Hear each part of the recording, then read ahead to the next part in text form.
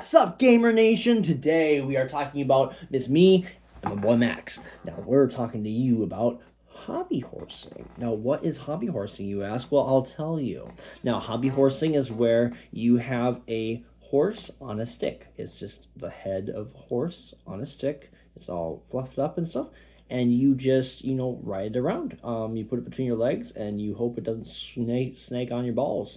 And I really want to just talk about what do you do when your hobby horse dies, or just kind of slows down, just kind of starts to lose its spirit, that fire inside your hobby horse starts to die. Like, personally, I've had this happen where I actually had my hobby horse. I was riding it for a while, and I think that there was this one time where I did a jump and it kind of rode a little too far up my butt crack. So what I had to do is I actually broke the stick over my knee in a fit of rage. I chucked it against a wall, and I was, I'm just confessing here. I know. This is a very It is a safe space. This is a tender moment. It was very stressful. I threw it against the wall. I was just bashing it because I felt like it had invaded my sexual privacy, and I really wanted to be sure to teach it a lesson. And now, from this point forward, my hobby horse Jane, she has not been the same since. So what I've now discovered is that I think I can just put a bullet in her head and call it a good day.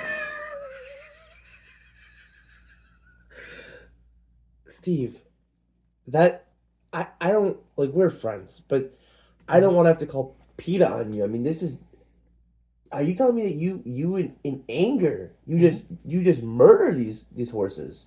Horse. I mean, that's my one time. Yeah. I mean, usually I'm chill about it. You're not a serial. This isn't like a serial offense. No. I wouldn't say that I'm a serial hobby horse destroyer. I mean, she started it. I mean, she rode up on my ass a little too much, so I had to teach her a lesson. You know what I'm saying? Wow, sorry. I'm seeing you in a new light, so wow, that is pretty scary stuff.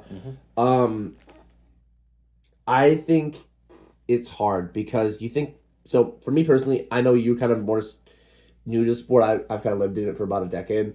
So from my experience, a lot of us veteran hobby horsers, we call ourselves Double H. It's kind of like a code name. Pretty cool. Double H. We go for drinks at a bowling alley every other weekend. But that's a use for a different term sometimes, but the Double H. But what's it used for? Hitler?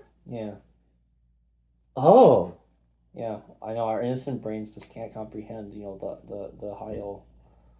Well, no, because half the people I get drinks for don't even hobby horse, and they all have bald heads. Wait a second. And now that I think about it, I've actually never met a fellow HH-er that took their hobby horse into the bar. Well, and I'm starting to think that those, they were telling me they weren't swastikas because they were a Hindu symbol of regeneration. Yeah, and I always thought that lying to me. I always thought that the swastika was just four hobby horses stuck together, the stick and the head, the stick and the head. Oh, God. Oh, no, what have we done? No, because I got in trouble last year for a hate crime because I was hobby horsing in the middle of the road, and I was going pretty reckless speeds. And I knocked over a guy who happened to be Jewish. And, I got hit with a hate crime, and I'm sitting there hobby horsing, maybe I bumped you, I'm sorry, my steed is named Jax, with an X. Yeah. And he's a big black stallion, yep. And, I mean, he gets rough with me, but I'm like, Steve, I actually like it a little bit. So yeah, I bumped the guy over. He didn't really have a serious injury, so I'm sitting here thinking it might be rude. I'm sorry. You apologize about your day, but no, apparently it was a targeted hate attack. And the people I was with rode their hobby horses, which now I'm starting to think just looked like guns and staffs for bludgeoning. Yeah, they rode them nearby and did purge a synagogue. I kind of asked them how that was relevant to hobby horse, and they said no. But we're getting sidetracked. This goes way back to the thing. I've been a hobby horser for years. So ignoring what I just found out that's disturbing that I'll have to look into, because I deeply respect the Jewish community and don't be involved in any of that. Hobby horses are just as real, if not realer, than real horses. And to actually use the term real horse is derogatory. It's the equivalent of the N-word, hard R, in the horsing community. In fact, we don't even like to call ourselves hobby horsers because we just believe it's horsing, riding, no different than anything else. So to answer kind of the question of the video, what Steve kind of confessed to, while I am pained, while it does hurt me, I don't think anything less of Steve. We all make mistakes. At the end of the day, love is the only answer to anything, right? Love is how you win. So I think, is it ethical to put down your hobby horse? I will say I think what Steve did was a fit of anger. That's not appropriate. I do forgive him though. I am hurt though, and I feel for that horse, and I feel for the anger Steve went through though, because Steve was sexually harassed, and that is inappropriate. And there have been a lot of cases of like really rapey horses that just try to get into people's orifices. And that's kind of what I'm going to kind of tie it into though. What I really want to articulate is, if your horse does not perform anymore, if it's in pain, it's always okay to euthanize it. You do it lovingly. You stroke the head, and then you snap the stick part.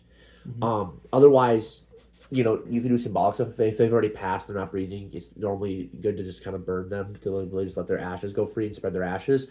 But again, if they're just not performing in their old age, I do actually have a couple that I let just kind of roam around my backyard, and they kind of have their twilight years that way. Yeah. I think in general, unless they're sick or in a lot of pain, euthanasia is not the move. And I think, again, what Steve did was a little reckless. However, I think, let's say his horse just messed up, that would have been really mean. But because Steve was assaulted, I think kind of an eye for an eye situation. So I think in real life we have humans, and humans who get raped and violated should have the right to, rape and violate someone back. In the same way, like if you kill someone's loved one, you should be able to kill their loved one, them, right? So it's an eye for an eye thing. So I think because Steve was violated, he had every right to put down that hobby horse.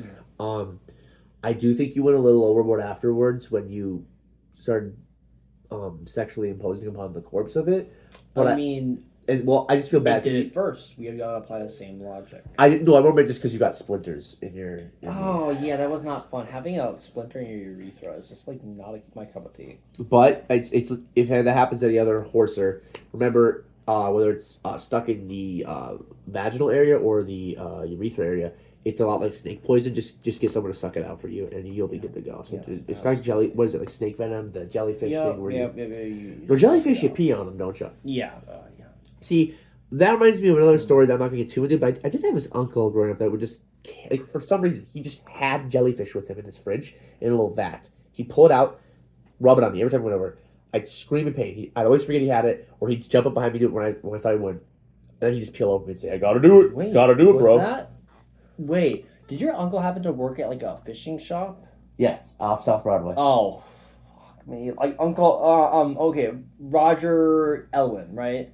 Roger Elwood. Elwood. Elwood. Oh my God! You're telling me that you did the. You know Roger Elwood? Well, I know his stream. If I was. He streams. What does he do? He pees on you. On stream? He streamed what he did to me? No, the stream of piss that enveloped you when you were poisoned with the jellyfish probably did the same thing to me. So I think it's just like, oh no! Is he a serial urinator? Yeah, Diddy 2.0. Well, I know he got sent to jail, but it's always how that works. He did all those things. He got sent to jail for jaywalking, and then he got brazen bulled in the prison. Yeah. So they put him in the metal bowl and just melted him.